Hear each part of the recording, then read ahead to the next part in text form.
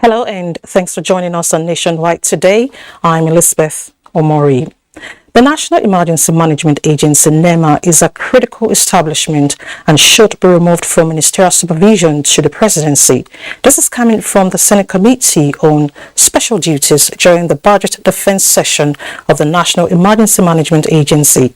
National Assembly correspondent Ignatius Nkwo reports. It was the last week of the 2023 budget defense session at the National Assembly, and the Director General of the National Emergency Management Agency, Mustafa Habib Ahmed, was on ground to defend the agency's 2023 budget. Capital 774,100,000. Personnel under this head, the sum of 1,077,000,000.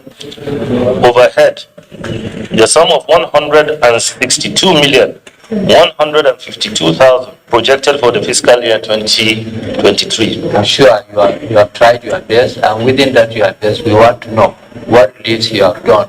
Special Committee on Flood, headed by Alhaji Aliko Dangote, they have started distributing items worth 1.5 billion naira. The committee demanded to know the level of the agency's intervention in the 2022 flood and the involvement of state and local government areas emergency management agencies. It's only National Emergency Management Agency, and I don't think you people will have the capacity, the manpower, the resources, and the logistics you need to tackle this. I don't think your capital can go far. Well, keep on blaming you, that there is no ministerial supervision that can take care of NEMA. So I think that you now need to look at this aspect of development of manpower. We're properly trained. The states are leaving everything in terms of disaster 100% to NEMA. The agency made case for urgent agri intervention to enable farmers get back to farms so as to avert food scarcity. Managing Director of the Federal Road Maintenance Agency, Nuruddin Rafin Dadi, defended the agency's 2023 budget of 31.26 billion naira for capital before the National Assembly Joint Committee on FEMA. From the National Assembly, Ignatius Nkwo, NTA News. Away from budget defense, the Academic Staff Union of Universities, ASU, has expressed worry over the payment of 18 days in October 2022 salaries to its members.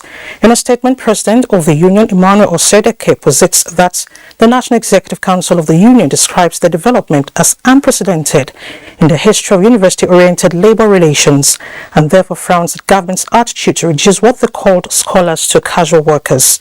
The union wishes to pursue positive resolutions within the ambit of the law to avoid crisis. Meanwhile, the Speaker of the House of Representatives, Femi Gbajabiamila, has appealed to members of the Academic Staff Union of Universities to remain calm following their latest outcry over the reported half payment of their salaries by the federal government. In a statement, the Speaker noted that President Muhammad Buhari has indicated interest to wade into the latest concerns raised by the union. He made reference to current work on the 2023 Appropriations Bill, which includes 170 billion naira to provide a level of increment in the welfare package of university lecturers. The bill also includes additional 300 billion naira revitalization funds to improve the infrastructure and operations of federal universities, in addition to facilitating the adoption of elements of the University Transparency and Accountability Solution into the integrated payroll and personal information system. Gbajabiamila says the position taken by the executive that it was not obligated to pay salaries to lecturers for the time spent on strike is premised on the law and government's legitimate interest in preventing moral hazards. federal government says 5 million Nigerians have been provided with renewable electricity generated in the off-grid sphere across the country under the Nigeria Electrification Project (NEP). A statement released on the level of implementation of the project shows that more than 900,000 solar home systems, 67 mini-grid projects, and 26 container solar energy parks for hospitals have been deployed to benefiting communities. The World Bank and African Development Bank are supporting the project with a grant of $550 million so as to boost electricity access in the country, especially with renewable energy. The implementation of the Nigeria Electrification Project, federal government says, has so far created 1,151 jobs and saved more than 200,000 tons of carbon dioxide.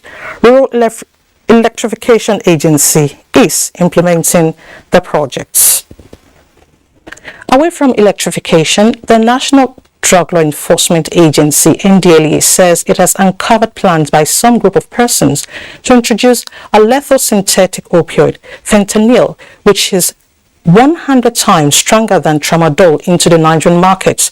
The agency is cautioning the public on the illicit substance, noting that it is capable of causing mass casualties among the youth population, has been targeted by the cartels.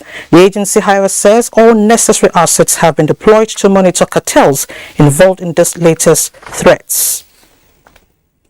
To security matters, the Nigerian Army is training officers in the area of strategic leadership to enhance their operations.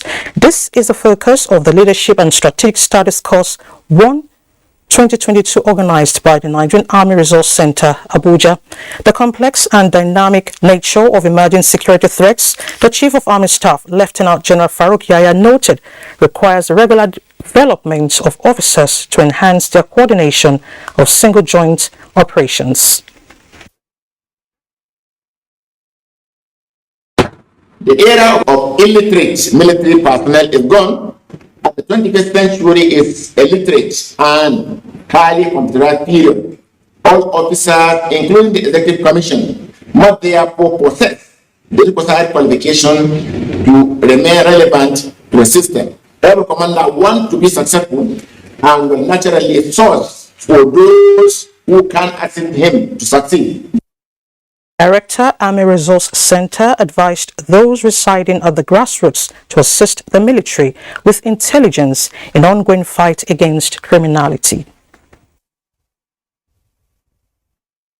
We are clamoring for all Nigerians involved in the security architecture, at least intelligence gathering. So, what happens within the armed forces itself, especially the army? That's the sense of the corps. To have a balanced training, particularly at the operational level, for everybody, so at least they will present whatever it is and understand the issue. 35 Army officers are participating in the program. Meanwhile, the Cross River State Police Command is soliciting understanding and partnership from key stakeholders in the state in a renewed vigor to counter criminality for a peaceful conduct of the 2023 electioneering activities in the state. Commissioner of Police Sulaiman Balarabe said this when he played host to journalists in the state. Ode Alenyo reports. Now, the high level of criminality, which was the case in Cross River State, has to a large extent been checked by the sting operation of the State Police Command. This feat is what the new Commissioner of Police, Suleiman Balarabe, says will be sustained with renewed vigor to align with the Inspector General of Police vision to tackle criminalities professionally and in line with international best practice. The Commissioner solicited partnership with the media and critical stakeholders in Cross River State to safeguard lives and property of residents. I wish to solicit enhanced and robust partnership from members of the public, all existing institutions and corporate bodies to safeguard lives and properties of every citizen alive. The state chairman of the Nigerian Union of Journalists, Unsa Gill, says it is in the best interest of the media and the public to collaborate with the police for a crime-free society. We trust the capacity of Nigerian police. I want to commend the effort of the police command and urge them to do even more. He applauded police for curbing criminalities in the state. In Calabar, Ode Alenyo, NTA News. In the face of multiple climate shocks, Nigeria is sourcing international support to ramp up finance for climate change adaptation plans and disaster risk reduction initiatives. It is a drive led by Nigeria's Ministers of Finance and Humanitarian Affairs at the United Nations Climate Conference in Egypt. Onenge Fineface reports. And other humanitarian crises across the country.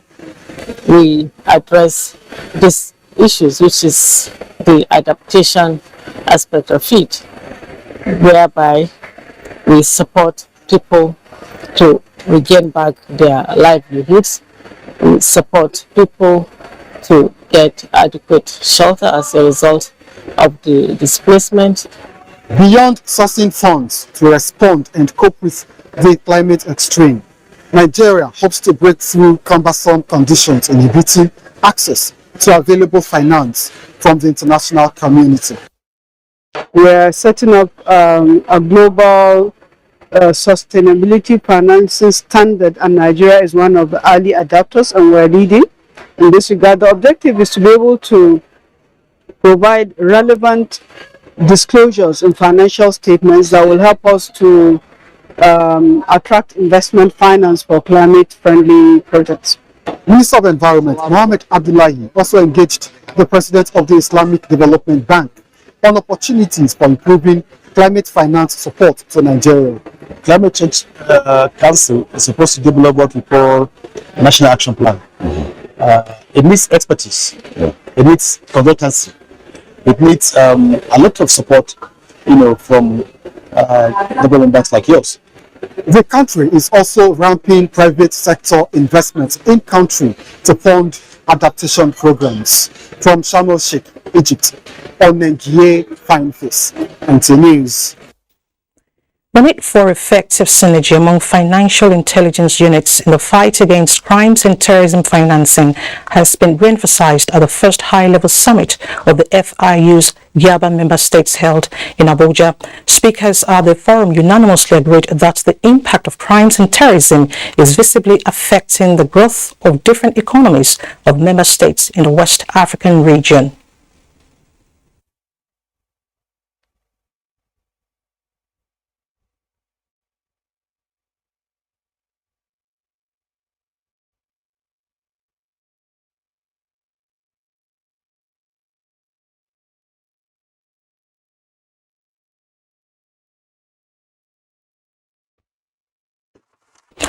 You're watching Nationwide on NTA. Time now to join Adeola in Lagos for more reports. Hello, Adeola. Until every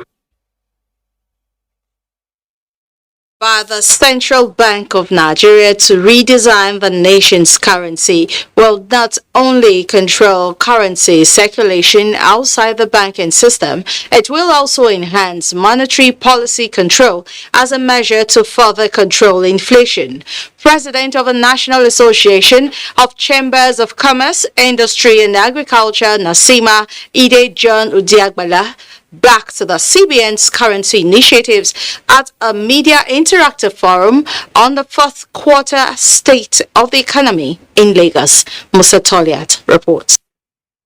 The fourth quarter interactive forum of the National Association of Chambers of Commerce, Industry, Mines and Agriculture focused on the performance of the economy and what needs to be done to effectively tackle unemployment, insecurity, increased interest rates, climate change issues and energy supply in the country. However, the recent announcement by the Governor of the Central Bank of Nigeria, Godwin Emefiele, to redesign Naira notes by December 15, 2022 received the backing of Nasima at the forum. Nasima wishes to commend the Apex Bank for this development aimed at controlling the quantum of Naira in circulation. There is no doubt that this will significantly improve electoral transparency and reduce corruption arising from possible vote trading during electioneering campaigns towards 2023 elections.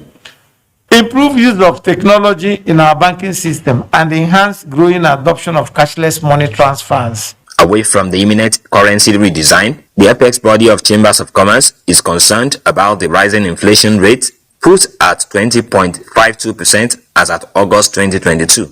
Servicing the increasing foreign debt and domestic borrowings have also been described as unsustainable given the dwindling government revenue. If we repair 4 of our refineries, diesel cost will come down. Exactly. You don't need foreign exchange to import diesel again. About 23% of our foreign exchange is used in importation of fuel. Nasima recommends that the federal government addresses multiple exchange rates while conversing, that Nigerian businesses be adequately supported with special interventions in forex availability and enhanced infrastructural development in the country. In Lagos, Musa Toliat, NTA News. Now to the judiciary. The police witness in the murder case of Usifo Ataga has informed the court that the first defendant, Chidinma Ojukwu, was not in any way induced during interrogation by the police to make valuable statements. Annie Daniels has details. The first defendant, Chidinma Ojukwu, suspected to have murdered late CEO of Super TV, Usifo Ataga, claimed that the statements she made to the police during interrogation were not voluntary. However, the police witness, DSP Bamidele Olusegun, attached to the homicide section of the state CID, Panti, informed the court that after arrest of the first defendant on the 23rd of June 2021, she was taken to the office of the Deputy Commissioner of Police, where she made statements about her knowledge of the murder case in the presence of other police officers. Afterwards, they proceeded to a bigger hall with a podium and fully air-conditioned. And before the interrogation, the police had given the first defendant, Chidinma Ojukwu, water and food bought from an eatery as she requested. And that Miss Ojukwu, after giving confessional statements, was asked to put down same on paper. She agreed, but it was observed that her handwriting wasn't legible. Then she was asked to rewrite in capital letters, which prompted the first defendant, Chidinma Ojukwu, to ask that the police assist her in writing the statement. DSP Bamidele informed the court that nothing less or more was written outside Chidinma's statement. Neither was she coerced, intimidated, induced, or harassed in any way to say anything involuntarily. DSP Bamidele added that even while in custody, Chidinma was allowed to move around the premises, entertain visitors, and saw them off. The case has been adjourned to the 10th of November 2022 in Lagos. Annie Daniels, NTA. That's a bit from Lagos for now, but do not forget to follow this news broadcast live on our website at nta.ng/live and on our other social media handles displayed on the screen for updates. Nationwide will continue with Suleiman in Kaduna after this break. To stay with us. Elections are here again. Let us shun violence. Let us play the game according to the rules. Do not be a thug. Say no to violence. Let's rise and defeat violence, crime, and sabotage against the peace of our nation. Nigeria is the only country we have. We must do everything to keep it united. We must avoid any act that promotes hate and disintegration. Say no to separatist movement, terrorism, fake news, hate speech, religious bigotry, and any act that tends to divide us as a nation. Watch out for strange gatherings and suspicious movements. Restrict access to sensitive documents and data, the disclosure of which may damage national security. Educate your staff and family, particularly on measures to safeguard information and report security breaches. Apply relevant legal security guidelines to protect yourself and your neighbors. Due to misinformation and wrong choices, some idle persons resort to vices in their greed to get rich quick. They resort to kidnapping, killings for rituals, and other heinous crimes. Avoid wrong use of the social media. Before you broadcast that false message, think twice. Ask whether it will promote peace or violence. For safety at home, still be security conscious. Educate your household on safety tips. Report all suspicious movements and persons to the security agencies nearest to you. Be a good citizen. Be patriotic. To pass security information, please call 0813-222-2105, 0915-339-1309, 0908-837-3514, or send a mail to dsspr@dss.gov.ng. This message is from the Department of State Services, DSS.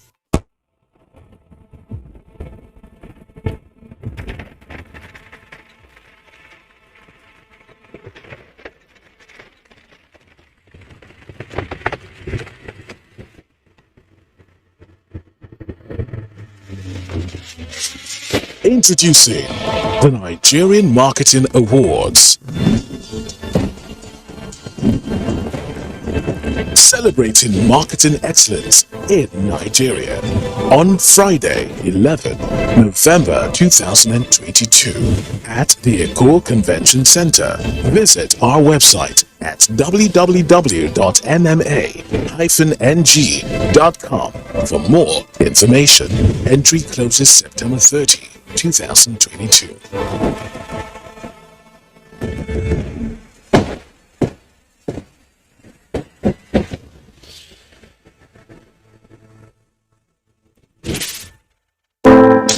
The Nigerian Television Authority NTA, in collaboration with Havel Corporate Concept, presents Beyond the Debate, a series for all the 18 presidential candidates in the 2023 general elections to present their manifestos and visions to the Nigerian public as a social contract.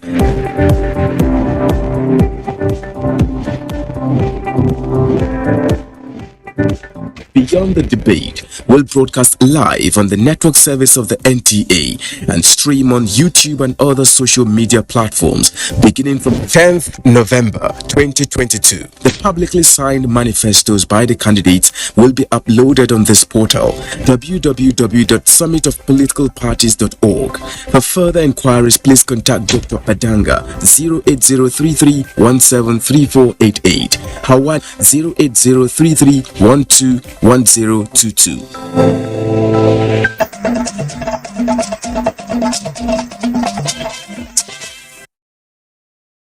Adiola there in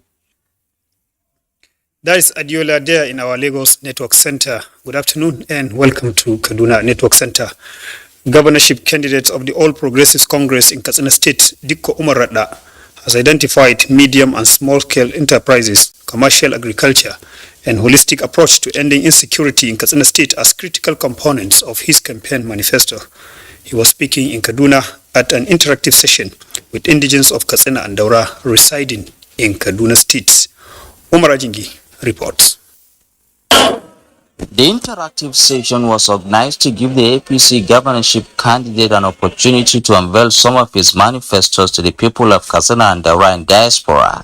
To have an opportunity for him to explain his programs and his manifesto if eventually elected. Dikko Umar Radda told the gathering that the global economic meltdown makes it compelling for him to look inward to domesticate the state economic blueprint through the invigoration of small businesses in Katsina State. He noted that the era of overdependent on Federation account for revenue is over, hence the need to provide alternative. We need to also address the issue of revenue generation to block all the leakages in government. Blocking leakages in government will enable you to have enough resources. Speakers advised the APC governorship candidate to be more pragmatic in changing the fortunes of Katsina State. It is expected that Katsina and Daura community in Kaduna State will articulate their position for onward submission to APC governorship candidate in Katsina State. In Kaduna, Umar Ajingi, NTA News. The ongoing quest for local government's autonomy in the country is feasible only when corruption is tackled headlong and putting a stop to overbearing influence of state governors or local government administration. Speaking at a maiden lecture in memory of late Professor Shehu Dalhatu of the Department of Administration, Bayero University Kano said granting autonomy to the third tier of government is desirable. Muhammad Rabiu Ali reports that the lecture was put together by Aminu Kano Center for Democratic Studies, Mumbai House. Government autonomy is one of the contentious issues which defies solution in the just concluded 1999 constitutional review by the National Assembly. Only few out of 36 states of the Federation consented to grant local governments autonomy. The most controversial aspect of the debate is states and local governments' joint accounts, which analysts say is the root of the refusal to allow the third tier of government to function effectively. This set the tone of discussion at the late Professor Shehu Dalhatu Memorial Lecture, which experts in local government administration bemoaning the misfortune of local government. A renowned professor of political science, Kamilu Sanifege, whose paper chronicled the evolution of local government system and reasons for having such arrangements to bring people closer, said local government administration is undergoing turbulent periods. We are still having the pre-colonial or colonial mentality of local government. One of its source of revenue is bicycle licensing and others. We have passed that stage, so we should look at a more credible source of revenue for the local government. Other speakers called on President Muhammadu Buhari and National Assembly to do all within their constitutional powers to ensure local government autonomy before the end of their tenure. Muhammad Ali, NTA News. With that report is back to our Abuja studio for more on Nationwide. Good afternoon. Thank you so much, Sulaiman.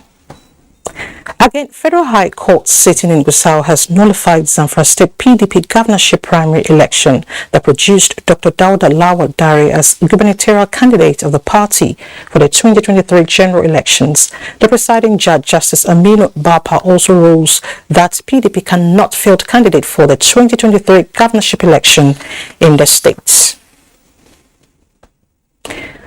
The All Progressives Congress Presidential Campaign Council Youth Wing has inaugurated North Central Youth Campaign Body ahead of the 2023 election. Victories at all levels. Abubakar Kwanga reports. The inauguration of this high-level youth campaign body signaled the beginning of the rigorous task that lies ahead of North Central Youth for the Tinubu Shetima's ticket. The message here is simple and the areas to cover are familiar. These are the words of the Director of Youth Mobilization, North Central APC Presidential Campaign Council. The North Central happens to be, I think, the third largest geopolitical zone in Nigeria. It has a very teeming youthful population, a population that is willing to go out there and vote for someone who understands the need to do what? Have youth key into what? The climate change agenda. That is the next biggest economy. We have a president who understands cryptocurrency, understands that we are in a nanotechnology age. So what else do you want again? So the charge is very simple. Go out there, get out the votes for our principal and have him emerge as president in 2023. He says the North Central APC youth organizations are awake to their political responsibilities of ensuring that only a candidate with vast experience and capacity is given support, and Tinubu is the man to beat. In Abuja, Abubakar Akwanga, NTA News. As campaigns ahead of the 2023 general elections gear up, the Labour Party maintains its stance on issue-based campaigns. Members of the party reaffirmed this while discussing its activities on NTA's Good Morning Nigeria. Abdusalam Jibril reports. It has been over a week now since the Labour Party officially flagged off its campaign in Lafia, Nasarawa State. Members of the party on Good Morning Nigeria insist that Labour Party's movement intends to revamp the country's vibrant sectors from consumption to a productive nation if elected. Labour Party campaign is going to be centered on issues, and if you have followed all our campaigns, discussions, literatures, they are centered on the issues of the nation, issues that will move the country from consumption to production. The only transaction that is happening in the Labour Party is trust. That is the only thing we're transacting there. Trust and expectations and delivery. That's all. While speaking on several issues, members urge for decentralization of power generation, harnessing Nigerians' human and natural resources, as well as creating an enabling environment for businesses to thrive. We still have issues with border closure. We can draw a straight line again from the policies of this government and where we are with the economy. Border closure, the forex restrictions, and these two parallel markets that we're having are creating real issues for Nigerians. To this end, we are going to employ renewable energies and then decentralize the process of power generation. They also noted that the party's presidential candidate, Peter Obi, has been recognized and accepted nationally, and the party is poised to take power come 2020. Meanwhile, the national chairman and presidential candidate of Action Democratic Party, Yabagi Sani, says Kano and Nigeria deserve the best of leadership, which his party is out to provide. He stated this in Kano while constituting the new executives of the party in the state. The dissolution of former executive of Kano State chapter of the party and reconstitution of the new one, the ADP national chairman Yaba Gisani said, is to reflect on the new development in the party. Shortly after swearing in the new executives led by Bashir Arae, Yaba Gisani described the governorship candidacy of Shaban Ibrahim Sharada as a good omen to the party, saying that since he joined the party, its spread has increased. He said Kano, as the most populous state in Nigeria, deserves the best to harness its abundant human and material resources, adding that the party will not let the electorate down. This country is so blessed that when you look outside, give Nigeria a chance. It's always number one or a very good number two. So that's why we believe that if you have the right caliber of people that have the knowledge. The presidential candidate of the ADP is hopeful that the party in Kano will win the governorship race and the presidential election, owing to the strategic place the state occupies in determining who wins the national election. In Kano, Amin Umar, NTA News. In other news, a high court of the Federal Capital Territory has dismissed the allegations of fraud and money laundering filed against a businessman, Benedict Peters, for being incompetent. The presiding judge, Justice Olukayode Adeniyi, held that the British and Nigerian investigating agencies who investigated the claimants failed to establish their claims that assets seized from him in Nigeria and Britain actually belonged to former Petroleum Minister Desiani Alisimadueke. The court awarded 200 million naira damages jointly against the prosecuting agencies in Nigeria and UK for victimizing Peters and restrained them from infringing on his personal liberty. Time now to join Agatha in Benin for more reports. Hello, Agatha.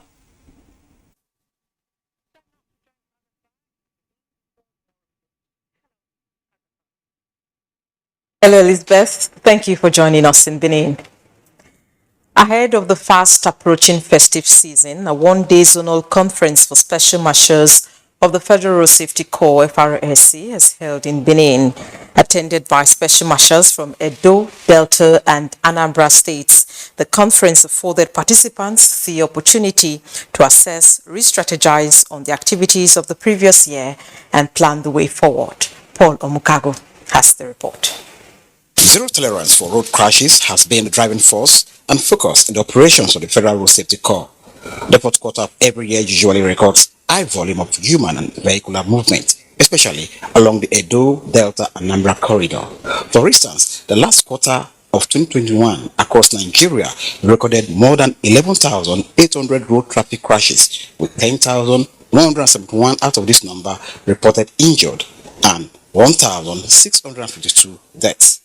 This Special Marshal Conference with the team, the responsibility of Special Marshals in the face of a new administration in the Corps, seeks to eliminate fatalities on our highways. Acting Corps Marshal, in a message read by Deputy Corps Marshal in charge of special duties and external relations, urged the Special Marshals to work hard for better solutions to the increasing challenges of traffic management across the country. There is still work to be done, and the fatalities on our roads are still unabated. We are expected to maintain the higher level of discipline and courtesy. Goodwill messages from dignitaries and special guests harped on the need for training and retraining of volunteers to fortify the complementary role of special marshals. I think what we should do, we should just keep supporting them. Investitures of new special marshals and award of excellence to outstanding Federal Road Safety Corps officials preceded the plenary and technical session. In Benin, Paul Mukago, NTA News. Into politics now.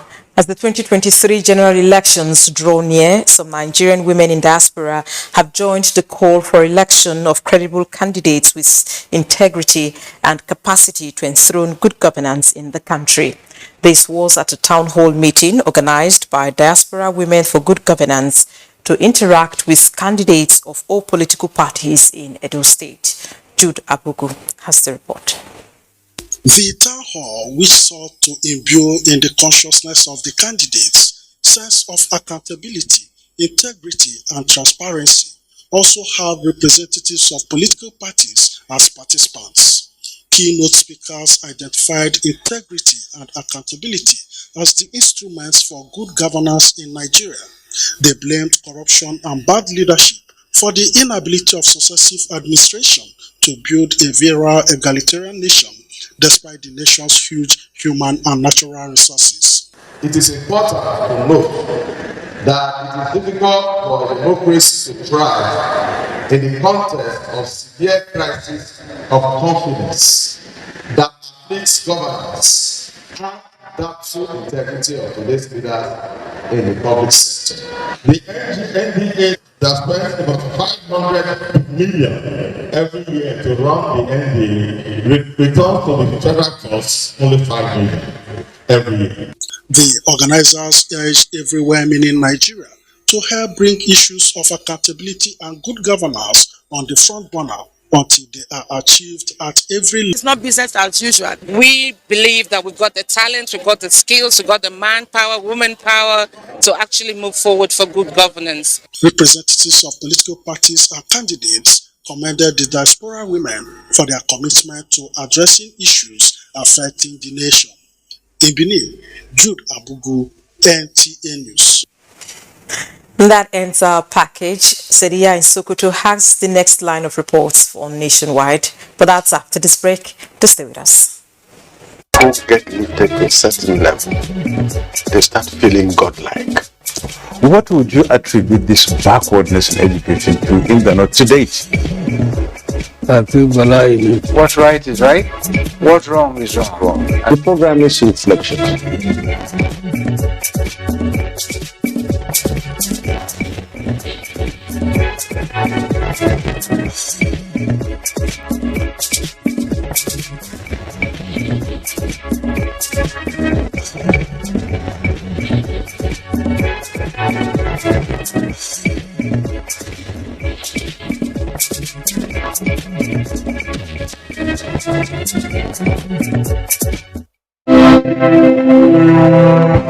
A new edition of TV Guide is out, featuring an impeccable personality with purposeful leadership. Alhaji Mohammed Mitakubi, the Executive National President of Road Transport Employers Association of Nigeria. In 774 local governments, will be able to put all our structures in everywhere.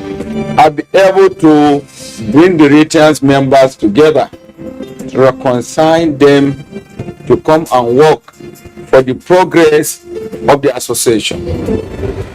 Welcome to a world of fun and excitement as we also present an assemblage of professionals in the media space. Some compelling NTA programs, current trends in the fashion world, ICT, sports, entertainment, and lots more. Get a copy at the vendor near you or any NTA station nationwide. TV Guide, your indispensable companion. I'm fascinated with the discourse on national monuments and assets and how much is being done to preserve and celebrate the language issue. We have turned English to become like a pride value in our own cultural values. It's not cash transfer. It's not a COVID-19. Invasion 1897 was a deliberate many of these people coming to the urban areas now. These are applications. There are terms and conditions. Of course, it is the union of two people, a man and a woman coming together. My name is Nambi Odipo. And I'm Elizabeth Omori.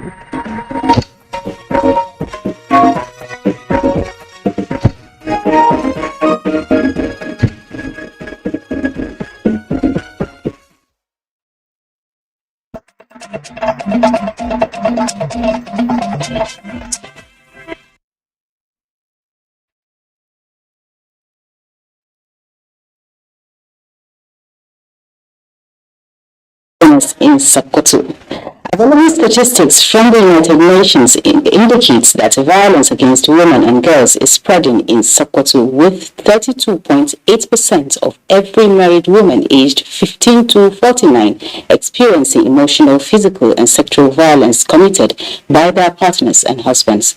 State Minister of Budget and National Planning Clem Agbal disclosed this when he led a high-level delegation on courtesy visit to the Sultan of Sokoto, Muhammad Saad Abubakar. Sheikh Muhammad Detti has details.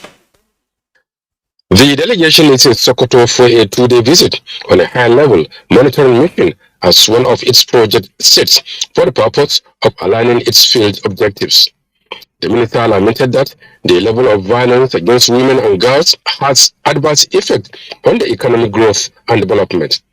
Such violence, he said, don't allow them to contribute their quota to the country's economic growth. The minister maintained that activities of United Nations are cardinal to the economy of Nigeria, hence the need to support the drive. He appreciated the government and people of Sokoto State for their support to domesticate the state child protection law and violence against persons prohibition law. Empowering women, children and youth is one of the key priority areas for Nigeria, as encapsulated in the National Development Plan. Sultan Muhammad Saad Abubakar frowned at the attitude of violence against women and girls.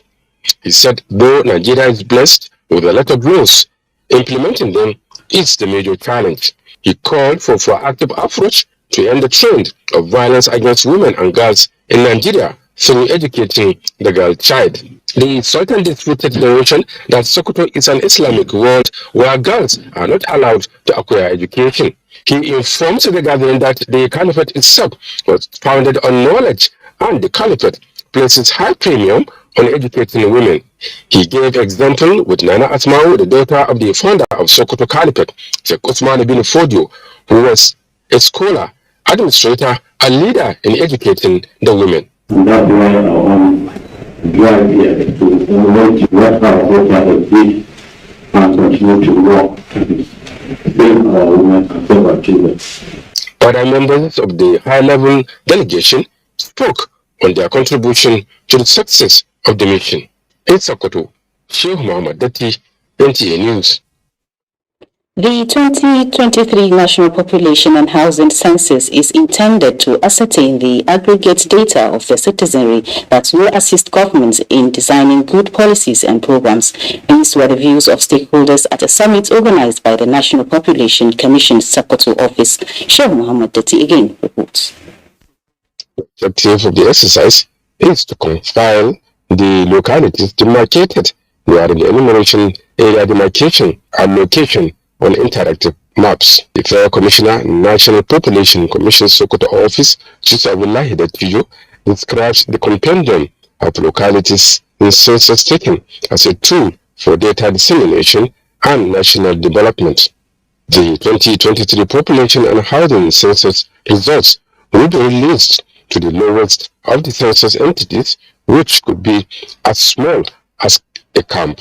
It will also serve as a distinct population cluster in which the inhabitants live in neighboring sets of living quarters. All what we have is there, and we have submitted it to them for them to have an opportunity to sit down within the next 2 weeks, look at it, whether the spelling or whether we omitted any locality, let them return it back to us, then we sit together with them.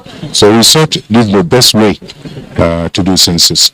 Speakers are of the view that the exercise will go a long way in ascertaining tentative data of birth and death rates of the citizens, calling on all to participate and ensure proper coverage of the exercise to achieve its goals. All what they are doing it with us. We are giving them moral and financial support. High point of the event was the official handover of local government area localities list to the local government chairman by the commission. In Sokoto, Sheikh Muhammad Dati, NTA News. And that's it from Sokoto for now. Nationwide continues with Elizabeth in Abuja. Thank you, Sadia. The Nigerian Television Authority and Nigeria Health Watch, a non-governmental organization, have committed to a partnership that will push advocacy towards greater financial commitment of the Nigerian government in the health sector. Ekene Ndulwe tells us more. Issues of poor infrastructure, inadequate health workers and medications have become common narrative associated with Nigeria's primary health system. But those solutions are across every spectre of our Vivian Ihekwazu is the managing director, Nigeria Health Watch, and improving funding in the health sector is the target of her organization. So part of the work we also do is ensure that all the health programs are adequately funded. We know that our health outcomes are not the best, so channels at NTA are critical in terms of working with NGOs, working with multilateral partners to ensure that our health sector is adequately funded. It is a noble agenda, says Dr. Damian Bayi, who is representing the NTA Director General at the meeting, promising that NTA will provide the platform to effect positive policy change in the sector. We'll partner with you, we'll collaborate with you, and we'll provide our platforms for your activities, for you to showcase to Nigerians your activities. The partnership has been forged, and as the delegation from the Nigeria Health Watch takes their leave, there is no doubt in their minds that this is a win for the Nigerian public. Ekene Ndulwe, NTA News. The United Nations Educational, Scientific and Cultural Organization is partnering global key players in education to develop a new education and skills training program for Nigerian youth. The initiative is to operate in line with the August Project Category 2.9 UNESCO REF initiative. 15 countries across the globe committed to the attainment of the 17 Sustainable Development Goals before the year 2030 to transform the world. Critical actors in Nigeria's education sector are strategizing on how the nation can attain SDG 4 through global learning exchange initiatives. The youth population being the most active users of the social media platforms, therefore require some support towards encouraging the use of digital spaces to promote peaceful coexistence and foster development. So we're excited about what we can bring to the table. Strong relationships with universities, expertise in technology. With a new vista by UNESCO, Nigerian youth will have access to a variety of global educational and skills development programs. By this, a platform for exploring their goals at their own pace has been created. Enhancing international support for TAP projects will strengthen the triangular cooperation towards effective implementation of the targeted capacity building programs for the youth in Nigeria. To cover areas like cybersecurity, engineering management, digital technology and design, security and compliance, leadership, health sciences, allied health. The Read and Earn Federation for UNESCO is also in tune with the actualization of the 17 Sustainable Development Goals. Now, towards enhancing impactful teaching and learning at polytechnics and ensuring professionalism, the National Board for Technical Education has unbundled the curriculum of Higher National Diploma in Communications Department. Hadiza Mohammed reports. The National Board for Technical Education supervises, regulates and oversees educational programs offered by the technical institutions at secondary, polytechnics and monotechnic levels through an accreditation process. We have had some meetings and we have agreed that we should unbundle mass communication, especially at the higher national diploma level. I've made attempt to unbundle mass communication into 3 various professional sequences. 1 is journalism and media studies, 2 is strategic communication and media studies, and 3 is film and multimedia production. So the one we are here for is strategic communication, and these are people that wants to be their career in public relations, advertising. Collaborating partners believe streamlining the child right into the curriculum will help in inclusion of reportage and also give room for specialization in strategic communication and media studies. We're working with them to see that child rights reporting as a course is mainstreamed into the curriculum of MBT for mass communication, and then also the general studies, the GNS studies for child rights education.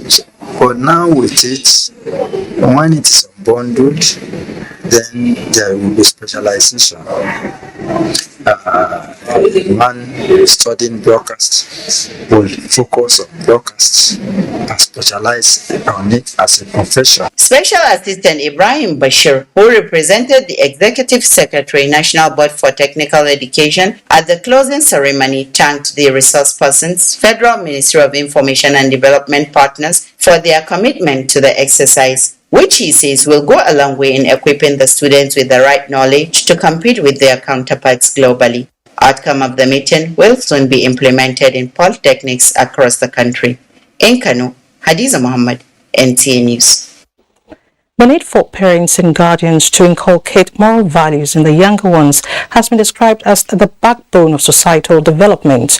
This was the view of Islamic scholars at the Quranic graduation ceremony of Ulul Albab Islamic School, Daura. Various speakers noted the importance of Islamic and Western education, calling on parents and other stakeholders to do more towards achieving the objectives of combined education.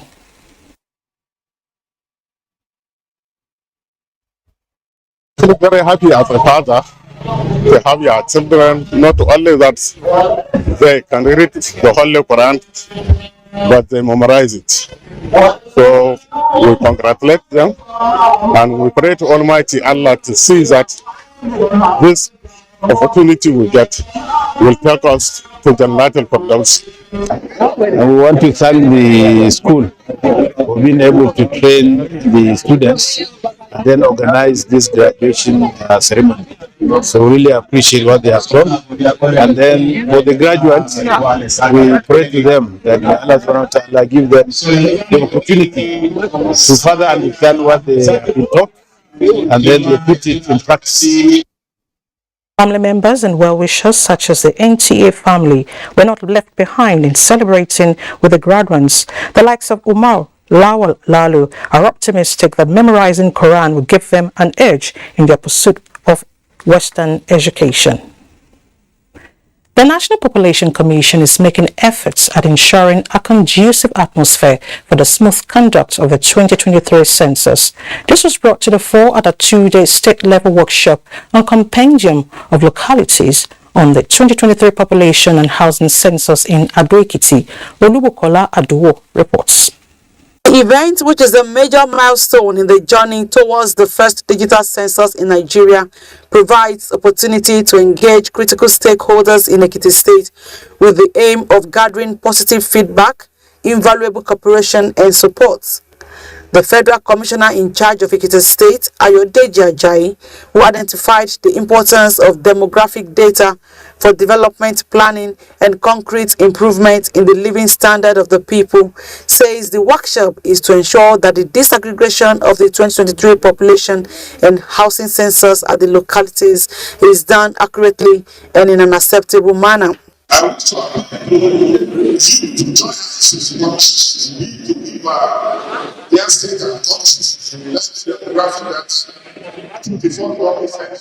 Stakeholders expressed positive disposition to all activities towards ensuring a conducive atmosphere for the smooth conduct of the 2023 census.